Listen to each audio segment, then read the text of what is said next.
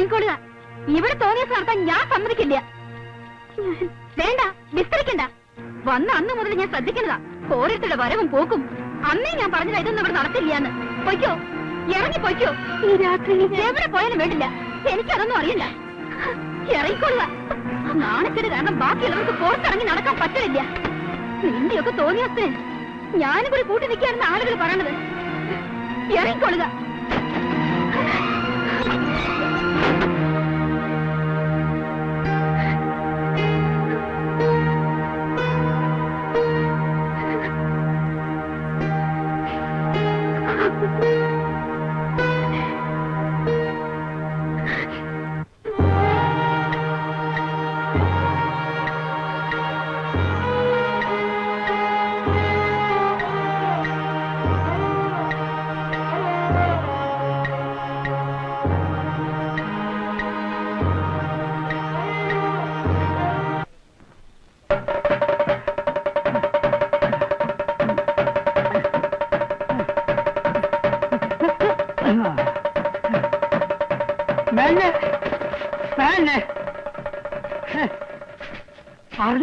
പറഞ്ഞു. ആ ടീച്ചറ് മീൻകാരൻ കുഞ്ഞാലിയുടെ വീട്ടിൽ താമസമാക്കി എന്ന് പറയാനല്ലേ താൻ വന്നത്? അതെ. ഈ ഭൂമി മലയാളത്തില് ഇനി ഇതറിയാൻ താൻ മാത്രമേ ബാക്കി ഉണ്ടായിരുന്നുള്ളൂ. ഏതായാലും വലിയ മാനക്കടയ്ക്ക് ഒരു ഹിന്ദു പെൺകുട്ടി ഒരു മുസ്ലിമിന്റെ വീട്ടിൽ താമസിക്കാന്ന് പറഞ്ഞാൽ അത് ഒരു മീൻകാരന്റെ വീട്ടില് തട്ടവും മുണ്ടിട്ട് വേദവും മാറി അവനെ കൊണ്ട് കല്യാണം കഴിക്കാന്ന് വെച്ചാ കല്യാണം കഴിച്ചോ? അല്ല, ഇത്രയാ സ്ഥിതിക്ക് നമുക്കതങ്ങോട്ട് ഊഹിക്കാനുള്ളൂ. അവിടെ നോക്ക, മതം മാറ്റി മാറ്റി ഒടുവിൽ നമ്മളെ പെൺകുട്ടികളെ മരുന്നിന് പോലും അരയ്ക്കാൻ കെട്ടാണ്ടാവും. അങ്ങനെ വല്ലതും സംഭവിച്ച എന്റെ ഭഗവാനെ, അമ്പലക്കിണറിൽ വിഷം കലക്കി നമ്മൾ കോഴി കുടിച്ച് അങ്ങോട്ട് ചാവുക. അതേ തരള്ളൂ, മനസ്സിലാക്കുക. എന്റെ മോൾ ഒന്നോണ്ട് ബേജാറാവണം. വന്ന് എന്തെങ്കിലും കഴിക്ക്. ഇല്ലാത്ത കാര്യങ്ങൾ പറഞ്ഞുണ്ടാക്കുന്ന ഇബിലീസുകളെ പേടിച്ച് ജീവൻ കളയേണ്ട കാര്യമുണ്ടോ? രാത്രിക്കുട്ടിക്ക് ഇവിടെ താമസിക്കണേല് എന്തെങ്കിലും ബുദ്ധിമുട്ടുണ്ടെങ്കിൽ പറഞ്ഞോളി, നമ്മൾ വേറെ സ്ഥലം ഏർപ്പാടാക്കാം. എന്താ കുഞ്ഞാലി ഇത്? ഇവിടെയാണല്ലോ എന്നുള്ള ആശ്വാസം എനിക്ക്. അങ്ങനെയാണെങ്കിൽ ഏത് കൊലവമ്പം വന്ന് പറഞ്ഞാലും ഇവിടെ ഇറങ്ങിപ്പോവാൻ നമ്മൾ പറയില്ല. കിടക്കാൻ ഒരിടല്ലാണ്ട് ഉമ്മയും ഞാനും ഒരുപാട് തെണ്ടിയിട്ടുണ്ട്. തലയെക്കെട്ട് നിസ്കാര ടൈമ്പോഴുള്ള സ്വന്തം ജാതിക്കാരെ ആട്ടി ഇറക്കിയപ്പോ നമുക്കൊരിടം തന്നത് നിങ്ങളുടെ ബാപ്പയാണ്. പഴയതൊന്നും മറക്കാൻ നമ്മളെ കൊണ്ട് കഴിയില്ല. എന്റെ കുട്ടിക്ക് എന്താ വേണ്ടേച്ച പറഞ്ഞോളി. ഉമ്മ എന്റെ കൊക്കില് ജീവനുണ്ടെങ്കിൽ ഉമ്മ നടത്തി തരാം.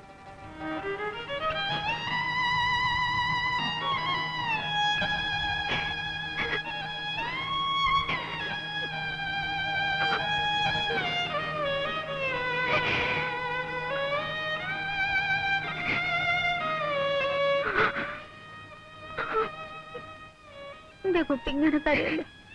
ഈ കണ്ണീര് കാണുമ്പോ ഉമ്മയുടെ ചെന്താണ് പഠിക്കുന്നത്. ടീച്ചറെ, ആചാര്യ വിളിക്കുന്നുണ്ട്, ഒന്ന് കാണണമെന്ന് പറഞ്ഞു. കുഞ്ഞാലിയുടെ പുരയിൽ നിൽക്കണേന് വലിച്ച ബുദ്ധിമുട്ടുണ്ടെങ്കിൽ ഇല്ല, എന്റെ സ്വന്തം വീടുപോലെയാ. ആമിനമ്മയ്ക്കും കുഞ്ഞാലിക്കും എന്നെ ശരിക്കും അറിയാം. ഗായത്രി ചെയ്തതിൽ ഒരു തെറ്റുമില്ല. ഇത്തരം സന്ദർഭങ്ങളിൽ പതറാതെ പിടിച്ചു നിൽക്കാൻ കഴിയാന്ന് പറയുന്നത് ഒരു കൊച്ചു കാര്യമല്ല. ഇതിൽ ഞങ്ങൾ എല്ലാവരും ഗായത്രി അഭിനന്ദിക്കുകയാണ്. അതെ, മാഷ് പറഞ്ഞത് ശരിയാ. നല്ല അബദ്ധവും കാണിച്ചിരുന്നെങ്കിൽ പടച്ചോനെ ഞമ്മക്കത് ഓർക്കാൻ കൂടെ കഴിയില്ല. സഹിക്കാവുന്നതിനപ്പുറം വേദന സഹിച്ചിട്ടുണ്ട് എന്റെ അച്ഛൻ. ഇനി ആ മനസ്സ് വേദനിപ്പിക്കാൻ എനിക്ക് കഴിയില്ല. എന്ത് ത്യാഗം സഹിച്ചിട്ടായാലും. ആരെന്തു പറഞ്ഞാലും ഗായത്രി ശ്രദ്ധിക്കണ്ട. പറഞ്ഞു പറഞ്ഞു തളരുമ്പോ അവര് താനേ നിർത്തിക്കൊള്ളും. പഴയപോലെ സ്കൂളിൽ വരിക, ക്ലാസ് എടുക്കുക. ടീച്ചേഴ്സും ചിലപ്പോൾ എന്തെങ്കിലുമൊക്കെ കമന്റ്സ് പറഞ്ഞെന്നിരിക്കും. പക്ഷെ തളർന്നു പോകരുത്. ഇത്രയും പിടിച്ചു നിന്നത് തോക്കാൻ വേണ്ടിയല്ലല്ലോ. പൊരുതണം, പൊരുതി ജയിക്കണം.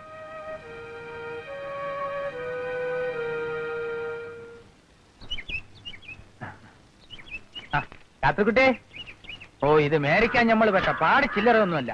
അങ്ങാടിയിൽ അന്തോണിയാപ്പിളയുടെ കടയിൽ ചെന്നപ്പോ അവിടെ ഉണ്ട് സുലൈമാൻ നിൽക്കണം. ഓന്റെ മുമ്പ് വെച്ച് ഇത് മേടിക്കാൻ പറ്റുമോ? നേരെ അമ്പലത്തിനടുത്തേക്ക് വിട്ടു. ബേലാമ്പിള്ളയുടെ കടയിൽ ചെന്നപ്പോ അവിടെ ഉണ്ട് കോട്ടയ്ക്കൽ അവോക്കർ നിൽക്കണം. ഒരു മുസൽമാനായ നമ്മളിത് വാങ്ങണ കണ്ടിട്ട് ഓലിക്കൊരു ഇടങ്ങേറ് തോന്നിട്ടാന്ന് പറ്റിട്ടാണ്, അല്ലാതെ ഓരോ പേടിച്ചിട്ടൊന്നുമല്ല. നോക്കി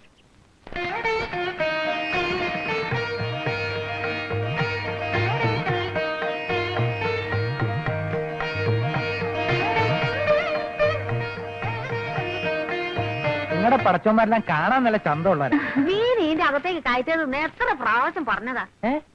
നാളെ അടുക്കളയിൽ കയറാൻ പറ്റുന്നില്ല. അല്ല അത് മുയനും കളഞ്ഞാ? നിങ്ങൾ പറഞ്ഞിട്ട് വാങ്ങിയ മീനല്ലേ അത്? ആര് എപ്പോ പറഞ്ഞു? ഇപ്പൊ അങ്ങനെ ആയാ? മീൻ തിന്ന് നാറിയിട്ട് ഓന്റെ അടുത്ത് നിൽക്കാൻ കഴിയണില്ല മോളെ. മീനില്ലാണ്ട് ഓന് ചോറിറങ്ങൂല. അല്ല ഇനി മുതൽ കച്ചവടം കഴിഞ്ഞ് വന്ന കുളിച്ചിട്ട് വേണം പൊരേ കയറാൻ. മനസ്സിലായോ എനക്ക്?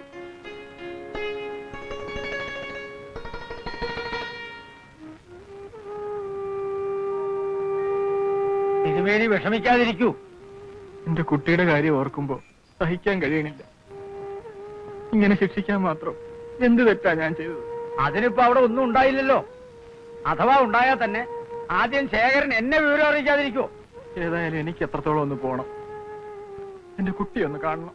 ആവാലോ, പോവുകയും ചെയ്യാം, കുട്ടിയെ കാണുകയും ചെയ്യാം. പക്ഷേ ആദ്യം ആ ശേഖരനെ ഒന്ന് പോയി കാണുക.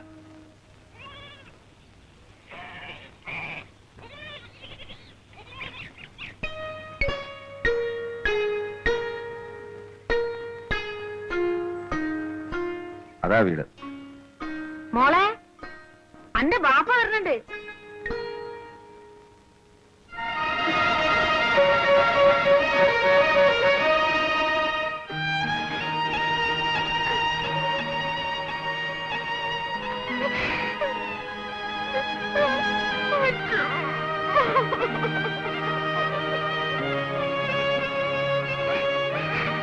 കരയാതെ മോളെ, കരയാതെ.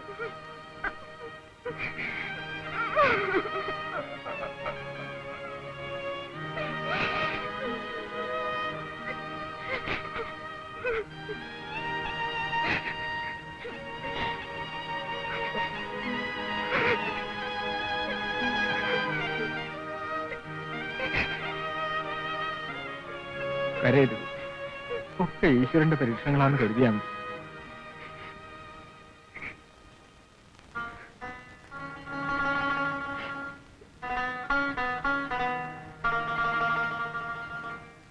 കടം വീട്ടുകയായിരിക്കും. എന്താ ഇങ്ങനെ പറയണത്? നിങ്ങളോടുള്ള കടം വീട്ടിയാ തീരോ? എന്റെ കുഞ്ഞാരി ഞാനും വിശന്ന് പോരുമ്പോ നിങ്ങൾ തന്ന ചോറാ ഞമ്മക്ക് ജീവൻ തന്നത്.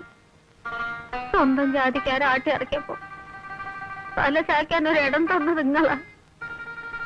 എങ്ങനെങ്കിലും ചെയ്യാൻ കഴിഞ്ഞല്ലോ പഠിച്ചോനെ എന്നുള്ള സന്തോഷമാണ് ഞമ്മക്ക്. കുടിക്കാൻ അധികം ഒന്നും വേണ്ട, സന്തോഷായി, മനസ്സ് നിറഞ്ഞു. ഓരോന്ന് കേട്ടപ്പോ നെഞ്ചു പിടച്ചിട്ട് ഓടി വന്നതാ. വിവരങ്ങളൊക്കെ ഞാൻ പറഞ്ഞു.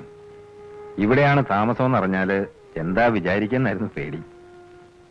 ആമിനെയും ഉമ്മയും കുഞ്ഞാലിയെയും ഇല്ലത്തിന്റെ ചായ്പിൽ താമസിപ്പിച്ചതിന് സ്വന്തം സമുദായക്കാരുണ്ടാക്കിയ പ്രശ്നങ്ങളെ തിരുമേനി നേരിട്ടത് അറിഞ്ഞപ്പോ സത്യത്തിൽ ഈ കാല് പിടിച്ച് നമസ്കരിക്കാനാ തോന്നി. പ്രപഞ്ചത്തിലുള്ള സകല ചരാചരങ്ങളെയും സൃഷ്ടിച്ചിട്ടുള്ളത് ഈശ്വരനാണെന്നാ ഞാൻ പഠിച്ചിരിക്കുന്നത്. തൂണിലും തുരുമ്പിലും ഉള്ളത് ഈശ്വരനെ. അതിനെ നിന്ദിക്കുന്നവൻ മനുഷ്യനല്ല. ഇവളെ കൂട്ടിക്കൊണ്ടുപോവാച്ചിട്ടാ വന്നത്. മാഷ് പറഞ്ഞ വിവരങ്ങളൊക്കെ കേട്ടപ്പോ തോന്നി പാടില്ല. സ്കൂളിൽ വീണ്ടും പോകാനുള്ള ധൈര്യം തന്നത് മാഷ് തന്നെയാ. രുക്മിണി ശ്രീദേവിയൊക്കെ കൂടെ പുറപ്പെടാൻ ഒരുങ്ങിയതാ. നിന്നെ കൂട്ടിക്കൊണ്ടില്ലാന്ന് പറഞ്ഞ് സമാധാനിപ്പിക്കായിരുന്നു. കൊണ്ടോന്നൂടെ ഞമ്മക്കൊന്ന് കാണായിരുന്നല്ലോ. കുഞ്ഞാലി ഓൻ വെളുപ്പിനെ ഇറങ്ങും. അച്ഛനെ കാണാൻ വേണ്ടി കൊതിച്ചിരിക്കുക. എനിക്ക് മകനെ പോലെയാ. എന്തായാലും സമാധാനായി. ഇനി വൈകിക്കണില്ല, ഞാൻ ഇറങ്ങാ. ഒന്നും വിചാരിക്കരുത്. രാത്രി കുട്ടിക്ക് വൃത്തിയും വെടുപ്പായിട്ട് ഞമ്മളൊരു മുറി ഒഴിച്ചു കൊടുത്തിക്കണ്. വിരോധമില്ലെങ്കിൽ ഇന്ന് ഇവിടെ തങ്ങാം. വിരോധം ഉണ്ടായിട്ടല്ല, കുട്ടികളിവിടെ തനിച്ചേ ഉള്ളൂ. എന്തുണ്ടായാലും ഭഗവാനുള്ള പൂജ മുടക്കാൻ പറ്റില്ലല്ലോ.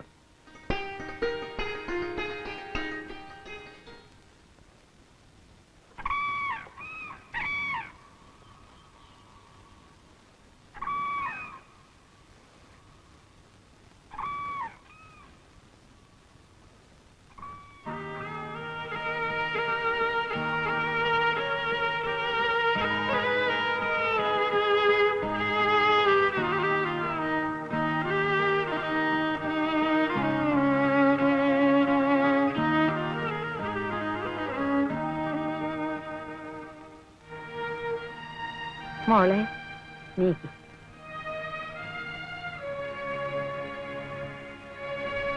എന്ത് സങ്കടം ഉണ്ടെങ്കിലും മനസ്സ് തുറന്ന് പഠിച്ചവനോട് പറഞ്ഞാലേ ഉള്ളൊന്ന് തണുക്കും. അല്ലാഹു അക്ബർ അല്ലാഹു അക്ബർ അല്ലാഹു അക്ബർ അല്ലാഹു അക്ബർ.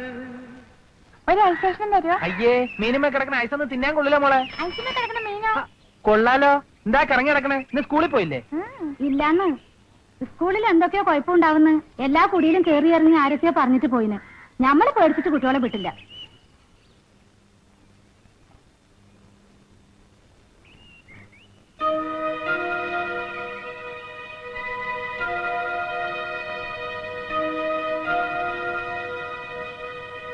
ഇതത്ര നിസ്സാരമായിട്ട് തള്ളാൻ പറ്റിയ പ്രശ്നമല്ല. കുമ്പളക്കടവ് സ്കൂളിലെ കുട്ടികൾ പൊട്ടിട്ടോ തൊപ്പി വെച്ചോ വന്നതിനെ അന്നാട്ടിലുണ്ടായ കച്ചറകളൊക്കെ നിങ്ങളും വായിച്ചല്ലേ പത്രങ്ങളില്? Good morning. ഇന്നെന്താ വല്ല സ്പെഷ്യൽ ലീവ് ഉണ്ടോ? കുട്ടികളെ ആരെയും കാണാനില്ല. അപ്പൊ ടീച്ചർ വിവരം പറഞ്ഞില്ലേ? ഇല്ല. എന്താ? അന്തർജനമാണ് അറബി പഠിപ്പിക്കുന്നതെങ്കിൽ കുട്ടികളെ സ്കൂളിലേക്ക് അയക്കില്ലെന്നാണ് ചില രക്ഷകർത്താക്കൾ പറയണത്. പറയുന്നതിൽ വേറൊന്നും തോന്നരുത്. ഇനിയും ഗായത്രി ടീച്ചർ ഇവിടെ വന്നാലും സ്കൂൾ ചിലപ്പോ പൂട്ടേണ്ടി വരും. ടീച്ചറായിട്ട് അങ്ങനെ ഒരു അവസ്ഥ ഉണ്ടാക്കണോ? ഞാനൊക്കെ ആണെങ്കിൽ ആ പോസ്റ്ററിന്റെ പ്രശ്നം ഉണ്ടായപ്പോ തന്നെ രാജിവെച്ച് വീട്ടിൽ പോയനെ. ആൾക്കാർ കഴിഞ്ഞ ദിവസം ഓരോന്ന് ചോദിക്കുന്ന കേട്ടിട്ട് പേടിച്ചാ സ്കൂളിലേക്ക് വരണത് തന്നെ. അങ്ങനെ പേടിക്കാൻ നിന്നാൽ ഇവിടെ ഒളിക്കാൻ കാട് വേണ്ടേ? അല്ല, ഞാനൊന്ന് ചോദിക്കട്ടെ, വേണ്ടതിനും വേണ്ടാത്തതിനും ഒക്കെ ഇംഗ്ലാബ് വിളിക്കാൻ നിങ്ങൾക്കൊക്കെ നാവ് ഇത്ര നീളണ്ടല്ലോ. ഇവിടെ ജാതിന്റെ പേരും പറഞ്ഞ് കച്ചറുണ്ടാക്കുന്ന നായ്ക്കളെ നിലക്ക് നിർത്താൻ നിങ്ങളെ കൊണ്ടൊന്നും സാധിക്കൂലേ? ബസ്സിന് 10 പൈസ കൂട്ടിയെന്നും പറഞ്ഞ് കുട്ടികളെ കുത്തിയിളക്കി ബസ് തടിപ്പിച്ച നിങ്ങൾ യൂണിയനിന്റെ ഇക്കാര്യത്തിൽ തൊള്ളിമുട്ടിയിരിക്കുന്നത്. ഇത് അങ്ങനെയൊന്നും അടങ്ങണ കാര്യമല്ല മൂസേ. അടങ്ങാഞ്ഞിട്ടല്ല, മുൻകാല് വോട്ടിന്റെ എണ്ണം കുറഞ്ഞാലോ എന്ന് പേടിച്ചിട്ടല്ലേ? ഞങ്ങളൊക്കെ കുഞ്ഞുകുട്ടി പരാധീനക്കാരാ. ഫസ്റ്റ് ആൾക്കാരാ. സ്വന്തം കാര്യം ചിന്താവാന്നുള്ള ഒരൊറ്റ ചിന്തല്ലേ ഉള്ളൂ. അല്ല, ഇനിയിപ്പൊ നാളെ മുതൽ മുസ്ലിം സ്കൂളിൽ മുസ്ലിങ്ങളെ പഠിപ്പിക്കാൻ പാടുള്ളൂ എന്നല്ല നിങ്ങളൊക്കെ എന്താ ചെയ്യാ? രാജിവെച്ച് വീട്ടിൽ പോയി കുത്തിരിക്കും. എന്തേ ചിന്തിക്കണേ? രാജിവെച്ച് പോകാൻ പറയാൻ എളുപ്പാ. 75,000 1 ലക്ഷം ഒക്കെ കൊടുത്തിട്ടാണ് ഓരോരുത്തർ ഓരോ സ്കൂൾ കയറി പറ്റണേ. ആചാര്യ നല്ല മനസ്സുകൊണ്ട് നിങ്ങളൊന്നും ആ വിഷമം അറിഞ്ഞില്ല. അതുകൊണ്ടാണ് ഈ കണ്ണു ചോരില്ലാത്ത വർത്താനം പറയണേ.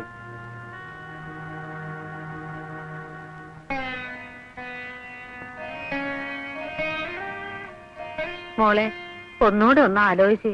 എല്ലാം അറിയാവുന്ന ഉമ്മ തന്നെയാണോ ഈ പറയുന്നത്? അറിയായിട്ടല്ല, എന്നാലും എന്റെ മോള് പോവാന്ന് ഓർക്കുമ്പോ. ഉമ്മ, ഞാൻ എത്ര ക്ഷമിച്ചു, എന്തൊക്കെ സഹിച്ചു. അവസാനം സ്കൂൾ വരെ നിർത്തലാക്കുക. ഒരു തെറ്റും ചെയ്യാത്ത കുട്ടികളുടെ ശാപം. ഇനി എന്ത് ചെയ്യണ്ടെന്ന് വിഷമിക്കുന്ന രക്ഷിതാക്കളുടെ ശാപം. പോരെ, എനിക്ക് ഇത്രയൊക്കെ പോരെ. ഓരോ വിലേസുകൾ പറത്തു മനുഷ്യന്മാർക്ക് സ്വൈരം കെടുത്താൻ. സാരല്ലമ്മ, എനിക്ക് പോയേ പറ്റൂ. മോൾ ആചാരോടും മാഷോടും പറഞ്ഞില്ലേ? ഇല്ല, പറഞ്ഞ അവരെ സമ്മതിക്കില്ല. അവരുടെ മുഖത്ത് നോക്കി മറുത്തു പറയാൻ എനിക്കാവില്ലമ്മ. എന്നാലും എന്റെ കുഞ്ഞാലോടെങ്കിലും പറയണം. പറയാതെ പോയാ ഓന് സഹിക്കൂല. വയ്യമ്മ, കുഞ്ഞാലിയുടെ യാത്ര പറയാൻ എനിക്ക് വയ്യ. ഞാൻ പോയെന്നുമ്മ പറഞ്ഞാ മതി. മോളെ,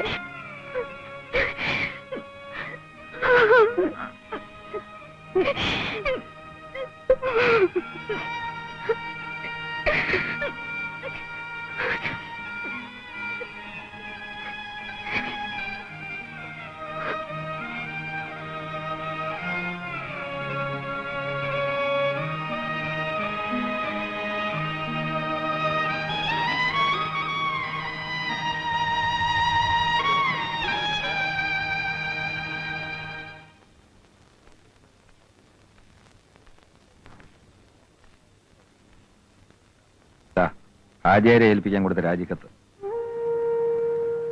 ഇങ്ങനെ ഒളിച്ചോടി പോവാൻ മാത്രം എന്താ ഉണ്ടായത്?